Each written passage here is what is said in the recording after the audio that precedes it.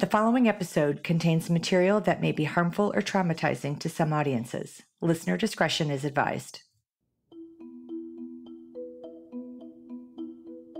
Kelsi German was 17 when she drove her sister Libby and a friend to a local hiking trail. The girls were going for a short walk to take pictures on an unseasonably warm winter day. Kelsi dropped them off at the top of the trailhead, told them to be careful. And this breaking news, two 13-year-old girls are missing from Carroll County this morning. They disappeared yesterday afternoon in what we're told is a treacherous area just outside of Delphi. What we've seen, there are probably about 200 civilian volunteers working with police, firemen, and others. They're searching woods, streams, fields, and buildings. The area, according to the sheriff, until those 13-year-olds are found. It's been nearly 24 hours, of course, since they were reported missing. The next day, Delphi, Indiana residents made an awful discovery. 2 bodies were found and would be identified as Libby German and Abby Williams, turning the small Indiana town upside down. We have found 2 bodies. We are investigating this as a crime scene. We suspect foul play. To the killer, who may be in this room. We believe you are hiding in plain sight. The case captivated the local news media and created a barrage of internet tips and conspiracy theories from online amateur detectives hoping to solve a mystery. Investigators at this moment welcome any tips that you may have. You can call. Police have been flooded with more than 3,000 tips as the hunt for the killer of 2 young girls in Indiana. The tips have poured in since an emotional news conference last month when Indiana State Police Superintendent... And in the middle of it was Kelsi, just a teenager at the time. I'm always thinking in the back of my mind that there's bad people out there, and I never had to think about that before. I was from this cute, small, safe town of Delphi where bad things didn't happen, and I was sheltered from that. And now I don't feel that safety net that I think I had before February of 2017. A young woman with her whole life ahead of her, her sibling brutally murdered. I can't help but relate.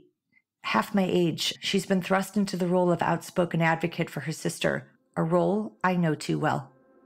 Like Kelsi, I lost my brother, my only sibling, when he was murdered alongside Nicole Brown Simpson in 1994. I was 22 years old, the same age Kelsi is now. From Cast Media, this is Media Circus, an inside look at private tragedy in the public eye. I take high-profile crimes you might think you know and connect you with the real people behind the media coverage to share their stories, in their own words, on their own terms. I'm Kim Goldman.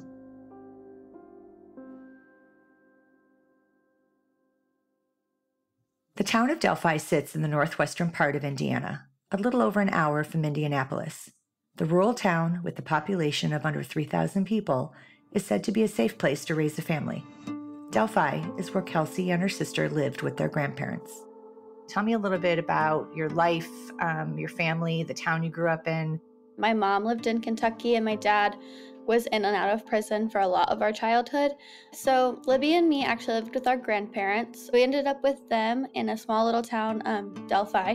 That's super tiny. Everybody knows everybody. Super cute place. 2.5 years apart, Kelsi and Libby were not just sisters, but best friends who could talk about anything. I think she was more comfortable coming to me with things than my grandma sometimes. So I always kind of had that motherly big sister bond with her. Every day after school, we would go to McDonald's and get a sweet tea and French fries and go out and go geocaching, just enjoying our time together. And it was like a treasure hunt that the two of us could do. Libby also spent a lot of time with her friend Abby, a classmate from Delphi Community Middle School. They both played volleyball and saxophone. The girls had been inseparable since 6th grade. Abby was 13, shy and artistic. Libby was 14, loud and more self-assured. In pictures, you could always tell which one was Libby, making faces, sticking out her tongue. She was outgoing with a playful spirit. They were really close. They had this saying, it was best friends until the end, even in the nursing home, that they would say to each other all the time. And they were opposites. They were total opposites. So she would get Abby to come out of her shell. She was a little quieter, and Libby was louder and more outgoing. So they were always laughing and giggling together, and they brought out the best in each other. They were like a yin and yang. Yeah. All that changed on February 13th, 2017. a Monday, and the girls had the day off from school. Abby had slept at Libby's house the night before. Libby's dad made them pancakes for breakfast, and then they wanted to spend time outdoors in the sunshine. It was a super nice day, sunny, so it didn't feel cold, and they wanted to get out of the house. They planned to spend the afternoon at Monon Trail, a hiking trail near the outskirts of town. Monon High Bridge is an abandoned railroad bridge from the 1890s set dramatically over a creek. It's a special landmark in Delphi. Residents pose in front of it for senior pictures and wedding photos. It's a popular attraction in a small town with not much else going on. There's not a whole lot to do in Delphi. There's literally nothing but food, trails, and school for younger kids. So going to the trails was something completely normal for people we went to school with. The girls asked Kelsi to drive them. At first, she declined. And I actually told them no one time, and a little while later decided I would take them if they could get a ride home because I had plans. And that was the last time I saw them after I dropped them off. Why did you tell them no? They wanted me to go with them, and I didn't have time. I decided, I've been a bad sister is what I kept telling myself. I was like, I should just take them, spend a little time with them. So I was like, I could be nice and just drop them off. It's literally right on the way. Kelsi drove Abby and Libby to Monon High Bridge Trail, a 1.5-mile trail that traces along Deer Creek and an abandoned railroad line. At the end of the trail is that huge wooden bridge, High Bridge. You can walk across it, but it's scary. The bridge hasn't been in use for ages, and the railroad ties are rotting and in disrepair. The bridge is a good 60 feet above the creek below, with no barriers or railings. The girls knew the trails very well, and everyone pretty much knew everyone in Delphi. So there was nothing that made you think this is not safe? Definitely not. It was a place that when we'd been there had been other families, there'd been other kids. During the summers, my family would go on bike rides out there, all of the trails, especially if we had a day off. It would just be something that people in the town would go do. On the way to the trail, they listened to music with the windows cracked. She reminded the girls to stay warm. She didn't realize this was the last time she'd say goodbye. It was a normal car ride. We always had the windows down and the music up really loud, but obviously it was February, so we couldn't have the windows down that low. We just had them cracked a little bit, and we talked about what they were going to do. They were just going to go out and take pictures, and I double-checked that my dad was coming to get them. It was just a normal conversation. We had our favorite music playing. And do you remember what it was? It was Heathens by 21 Pilots was the last song.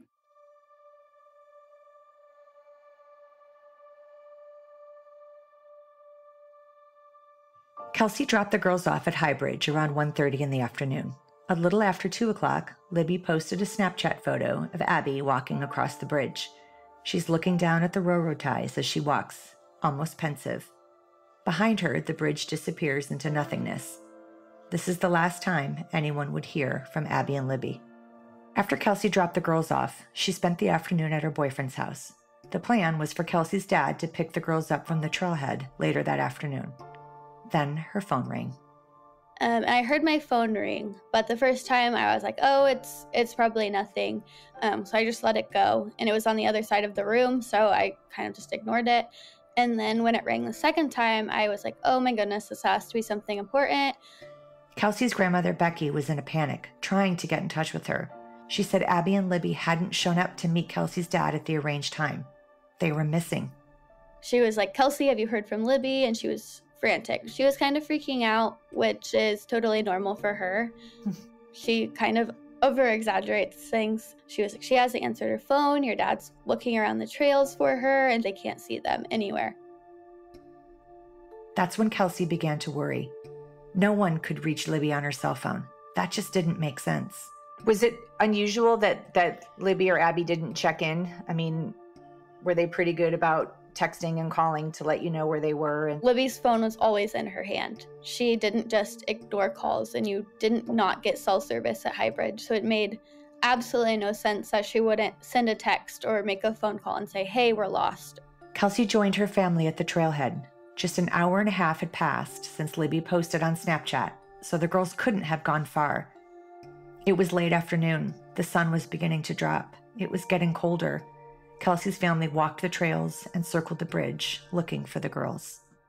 My grandpa had already called law enforcement to tell them, like, we can't get a hold of them, we can't find them at High Bridge, and then it kind of escalated from there. Tonight, 2 Carroll County girls have gone missing near the Monon High Bridge Trail in Delphi. They were supposed to be picked up around 3 o'clock, but when that family member arrived, the girls were not here. They weren't answering their text messages or phone calls. The last Snapchat from one of the girls was from 2:07. The girls were reported missing shortly after 5 p.m. By 6 o'clock, a full-blown search was underway. The trails and surrounding streets were filled with flashlights. The whole town was out in force. Police tried pinging the girls' cell phones without success. If the girls were still at High Bridge, that meant their phones were either dead or turned off. The temperature dropped. Kelsi began to panic. The girls weren't dressed for that kind of exposure. I remember having so many emotions. I just knew it was getting dark and they were out there somewhere. We were mostly worried that they'd fallen, maybe off of the bridge or somewhere out in the woods. Maybe they explored a little further than they had told us they were going to explore, got lost coming back maybe. The search stretched on into the night. By morning, news of the girls' disappearance hit the big TV stations. Word spread fast throughout the tiny town of Delphi. Breaking news from Carroll County. Police continue to search for 2 teenage girls who went missing early yesterday. A desperate search to find 2 young teenage girls reported missing. 2 Indiana families filled with uncertainty this morning. We know family members have been out here for hours. Right now, folks are saying they are still out searching, even though it's dark. It's early in the morning, and the official crews, law enforcement. Kelsi reported for the search first thing in the morning. There was a dive team, a canine unit. The FBI was there, and hundreds of volunteers showed up to help. That morning, we were all asked to meet at the fire station, where we are all separated into groups. There were people in town, there were people out in the country around High Bridge. There were even people going along the highway that goes under Freedom Bridge, which is a trail that leads to High Bridge. So there were people all over looking in cornfields and ditches. Though Abby and Libby had been missing for almost 24 hours, Kelsi was confident they'd be found. She thought maybe they were injured, or maybe their phones were lost or damaged, and that's why they couldn't call for help. Because at the time I was just thinking they were hurt. They had broken a leg. I actually packed a backpack with granola bars and blankets so that when we found them, they would have food and water. But then, around noon, somebody found something. I had just actually crossed High Bridge. We'd been searching underneath the bridge for maybe half an hour and we didn't find anything. They yelled up and said that there was a shoe found. And they asked what shoes the girls were wearing. And the man that found the shoe actually used his phone and looked across the creek and announced to everybody around that they'd found them. And you were standing there and you heard that?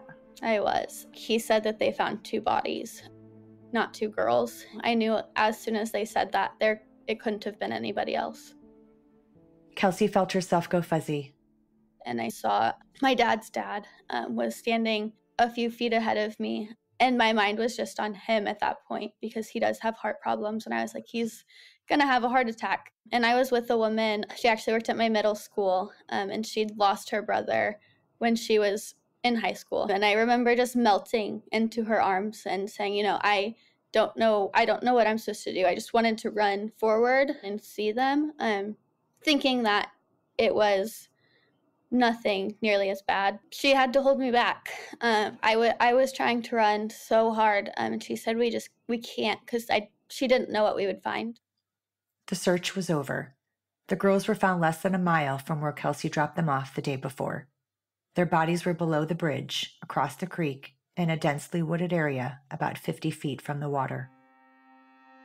With 2 bodies found, police officially scaled back the search. They stopped short of calling the whole thing off. That would mean confirming the bodies were Abby and Libby. But people saw firefighters and the coroner descending on High Bridge Trail and put 2 and 2 together. News spread quickly throughout the town. By that time, my whole family was already back at the fire station. We came in through the front and there was a big crowd of people trying to get our attention. They brought us into another room upstairs to try to get away from them so police could talk to us first. but that took a long time to get through that group of people. We actually had to sneak out a back door when it was time to go home. And then after we had headed home, there was a press conference saying that there were 2 bodies found. The press conference was held later that day in a room packed with media and community members. Though the bodies weren't formally identified, there was no question it was the girls. We have found 2 bodies in Deer Creek, about a mile east of town. We are investigating this as a crime scene. We suspect foul play. We have not made positive identification of the 2 bodies, so we're not going to be releasing any information on them at this point in time. Why do you believe that there is foul play? Just the way the bodies were found. That's about all I can say at this point in time.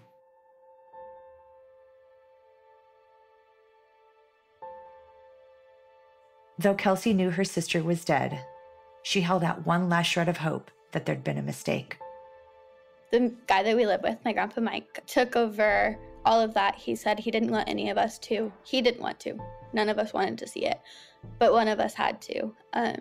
So he went and he identified Libby for us, and the police brought us all into a room and said, yes, this is what we found. This is who it is. And unfortunately, it is Abby and Libby. Where were you at in your head and your heart at that moment? And I know you said before you already knew, but...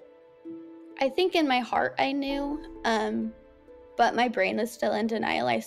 Even today, I still drive up our driveway when I go back home and look up at her window to see if her light is on. In that moment, I remember my whole body freezing, and it's still difficult to go back into that moment and picture what is happening. After 5 years, my body is still in that state of denial a little bit.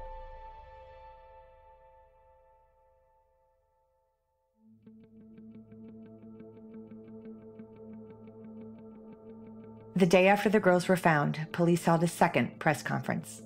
We have identified the bodies of the 2 females that were found out yesterday. The bodies have been positively identified as Abigail J. Williams, 13 of the Delphi area, and Libby Rose Lynn German, 14 of the Delphi area. The 2 girls' family had been notified. This is considered a double homicide investigation. By this point, police had performed autopsies, but they stayed tight-lipped on exactly how Abby and Libby had died. How these children were killed, the circumstances surrounding their death, police aren't talking about that. They say they don't want to say anything that could jeopardize this double homicide investigation. Now, we still don't know what happened to them after they disappeared during an afternoon hiking trip. We were asking for anyone to come forward who has information that were either on the Delphi Historic Trail yet there on Monday, especially if they were near the Monon High Bridge. Police believed they might have a witness. Later that day, they released a grainy photo of a man who was on the Monon High Bridge Trail at the same time as the girls. Police begged him to come forward to find out if he'd seen anything. Meanwhile, residents of Delphi were grieving. Due to the massive response, the memorial service for the girls had to be held at Delphi Community High School to accommodate the droves of community members who came to pay their respects. Yesterday, more than 4,000 people showed up for a motorcycle ride to raise money. That's 1,000 more than live in Delphi. But as the community mourned, something nagged at Kelsi. She kept thinking about the area where the girls were found. Off trail, getting there required some knowledge of the trail system, the layout of the park, the bridge, the kind of familiarity you'd only have if you spent a lot of time in Delphi. So it had to have been somebody here, right? Like, it could have been somebody that I sit next to at school, or like one of our teachers, or one of the people I work with, or it could be anybody, right? Like, we don't know. There's all these people that care and all of these people that want to help us, but also somebody did this and we don't know who. Kelsi had no idea what the killer looked like. It could have been anyone. But then, just days after the double murders, police would announce they had a suspect. They had a chilling visual of him.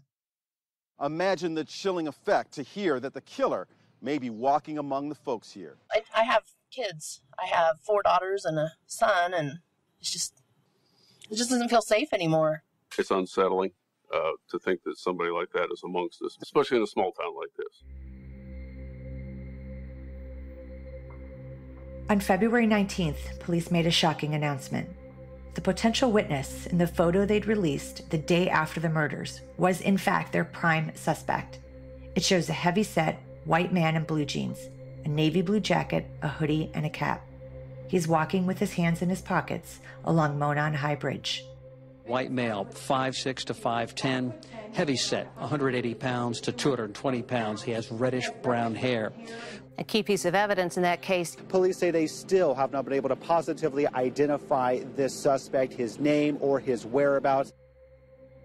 3 days later, police released another clue, a short audio clip of the suspect speaking. Only a few seconds long, but chilling to listen to and watch. The audio is from a video taken of the suspect. In the video, the suspect slowly advances towards the camera. He's a big guy and shuffles when he walks. You can hear him speaking, saying 3 words, down the hill.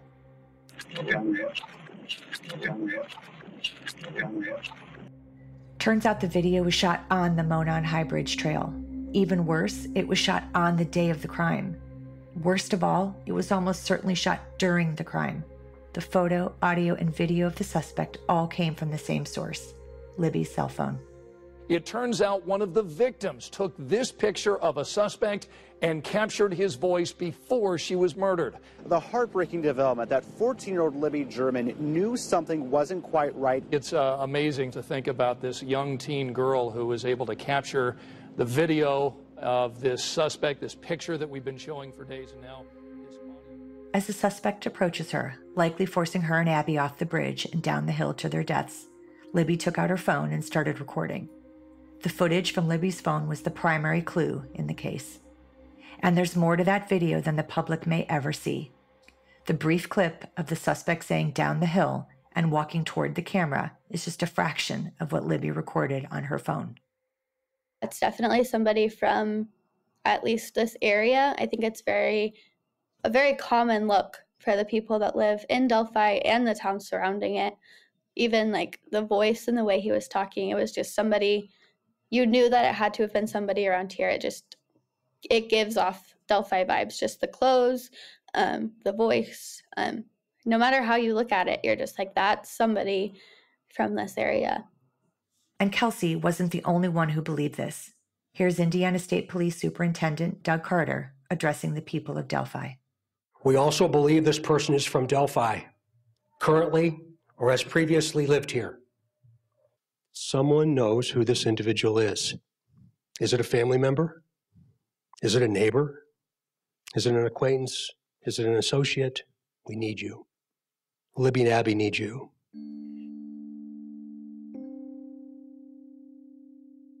It seemed the case of what some would call the Snapchat murders would be closed very soon.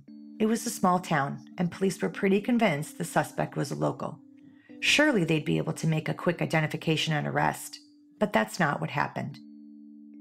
Weeks and then months went on with no arrests, no suspects.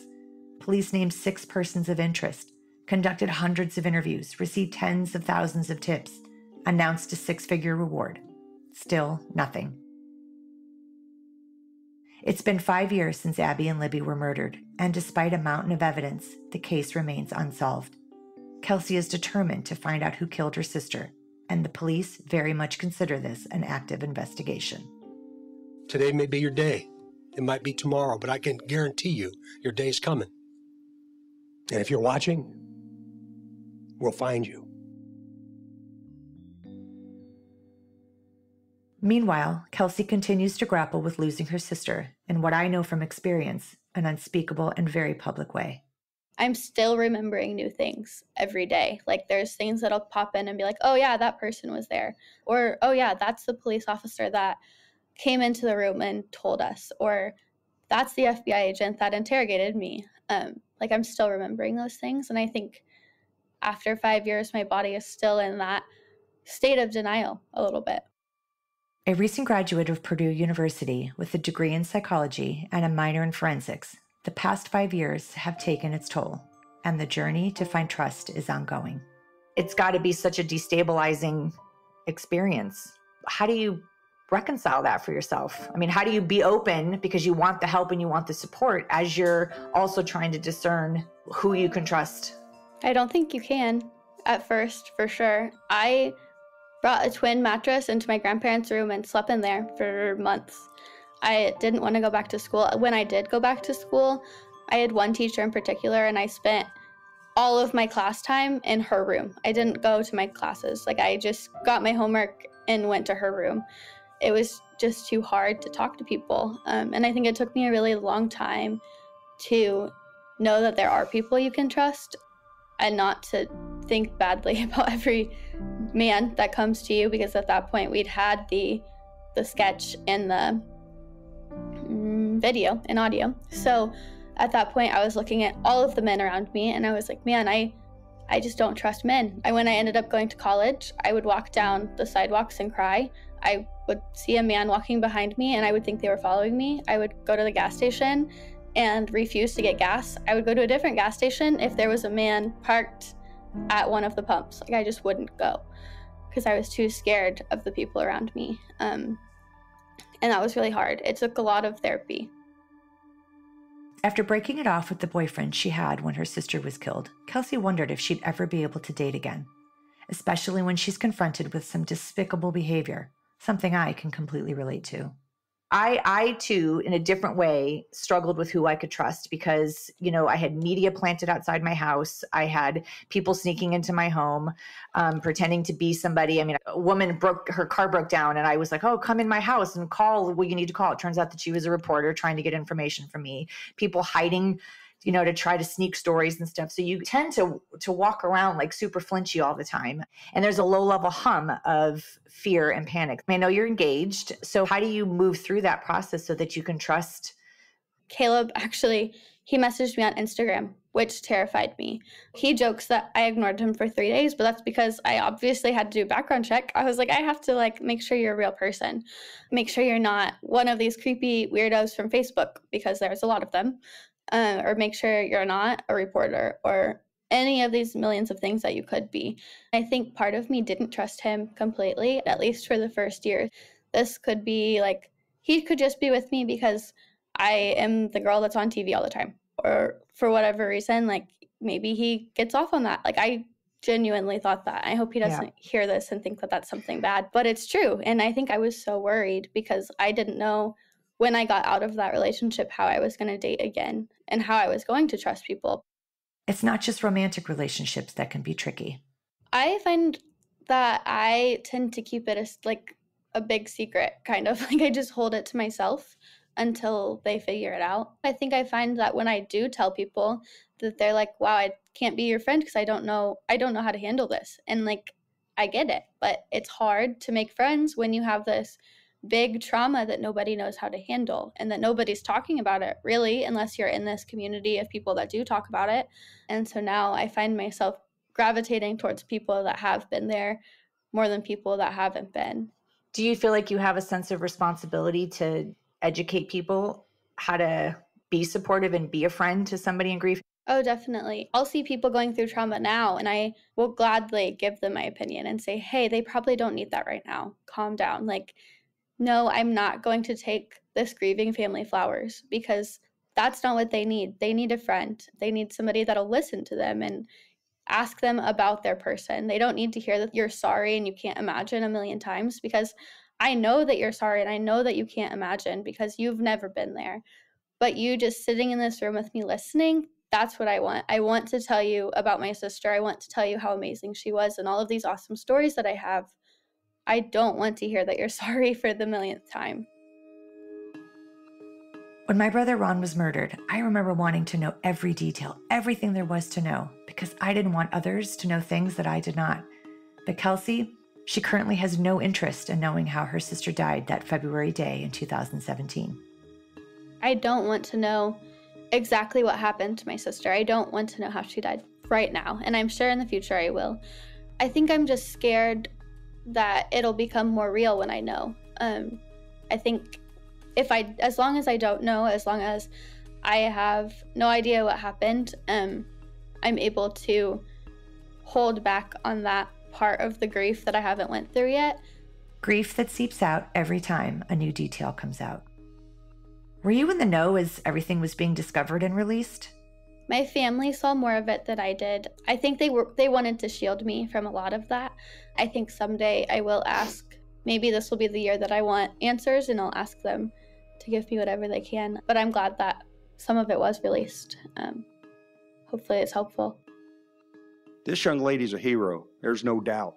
To have enough presence of mind to activate the video system on her cell phone to record what we believe is criminal behavior that is about to occur, there's no doubt in our minds that that young lady is a hero.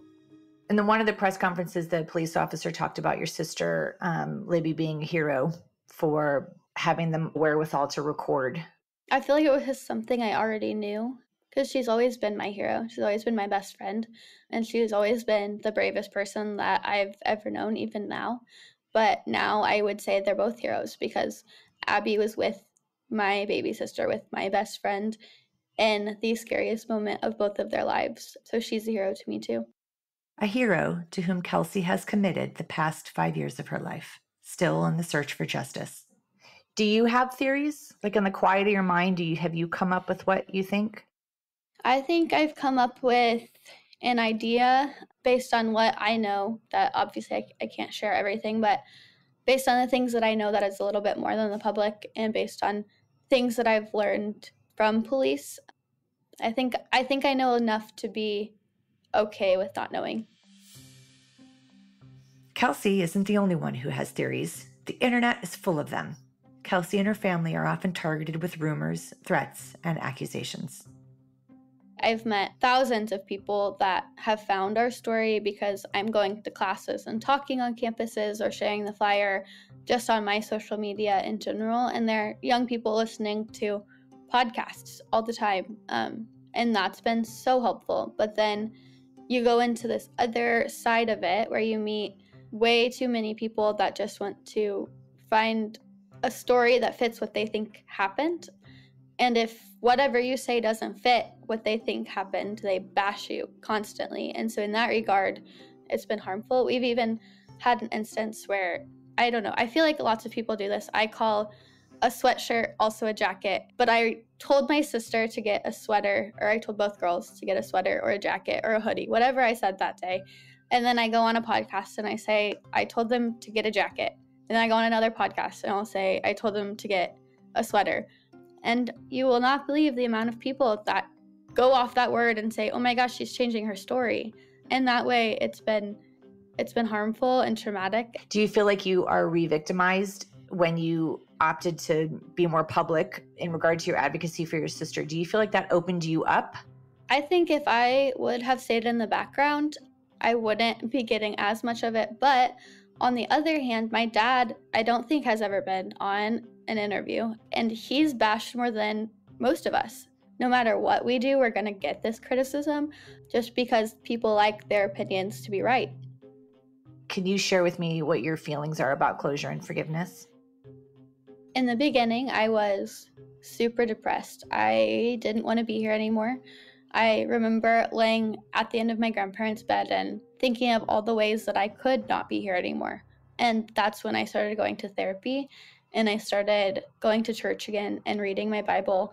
And I kept going back to a scripture verse that talks about forgiveness and how you should forgive others, and how forgiveness isn't for the other person. You're not forgiving them because what they did is okay, and you're not forgiving them because you're agreeing with what they did or that you are any less hurt by what they did, but that what they did hurt you so bad that you're not in a good place and that you have to forgive them. And I didn't agree with that. I was like, no, God, this isn't okay. I don't forgive him. What he did isn't okay. He's an awful person. I can't let go of this right now. And I sat in my room and I prayed for hours and hours and hours. And I had to forgive him. And I wrote a letter detailing all of the reasons I hate this man. And I said, I hate you. I have so much anger towards you, but I am not okay. I've wanted to die. I've wanted to leave. I've just wanted to run away. I don't want to be around the people that I love and I care about. And that's not okay. And I can't feel this way anymore. And I can't let you win and take my life too. And at that moment, I just felt this relief. I felt like I wasn't holding on to that burden anymore. That's when I started advocating and putting myself out there and saying, you know, I'm not letting him win. And I told him out loud, even though he can't hear me and he'll never care, that I forgive him and that no matter what happens to him, I really do hope he goes to hell. And I can't help that.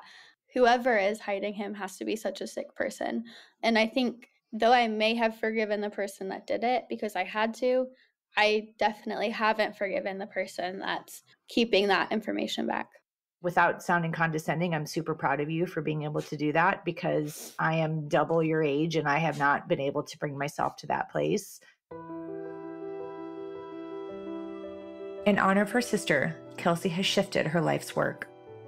I'm doing victims advocacy, but also I want to open my own practice where I can help people get through their traumas, because I found that there were so many people out there that didn't know that those resources were available. And when I was looking for those resources, there weren't a lot of trauma counselors out there.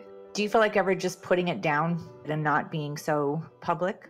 All the time. I always wonder what my life would be like if I just stopped. Like if I stopped advocating, like I know Libby would be okay with it. If she felt like I was like hurting her by stopping, I absolutely wouldn't. But I know that she would not want me to be hurting the way that sometimes I hurt. Sometimes I'm like, man, I just want to be done. And I've even told our detectives, when I turn 25, if this isn't solved, I'm done. I can't keep hurting. I can't keep fighting a battle that feels like it's never ending.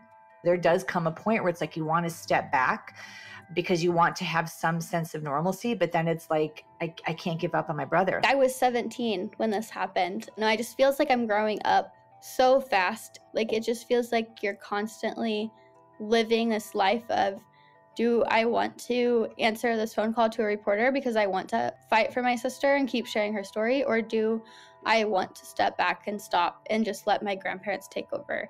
And it's always a constant battle. So I remember Caleb saying, maybe you need a limit. Maybe you need to say, I'll keep fighting until, just so that you can be okay. And so that's what I did. I said, okay, when we're 25, I'll be done with school. I'll be done with my master's. We'll be ready to settle down and start having kids and buy a house. And by that time, I want to be done. I want answers by then. And so I think part of me was telling them that so that maybe they would fight harder. I think it just helped me to be like, okay, like you don't have to do this fight forever. My promise to my sister was, I'll keep fighting for you forever, but I can't keep fighting so publicly forever. How do you stay hopeful that you will find him one day and that you can close that chapter? I just have faith in our detectives. I think we have a close relationship with them, and it's been great to be able to just call them and say, hey, I need an answer. I need something. Like, is there anything going on? So I can continue to feel hopeful that you're still working on it. And they'll just encourage us and say, yes, you're doing everything right. Just keep going. And we promise we're still fighting for you. And I think to tie between that relationship and my relationship with God is the only way I've been able to stay faithful and hopeful that we're going to get answers.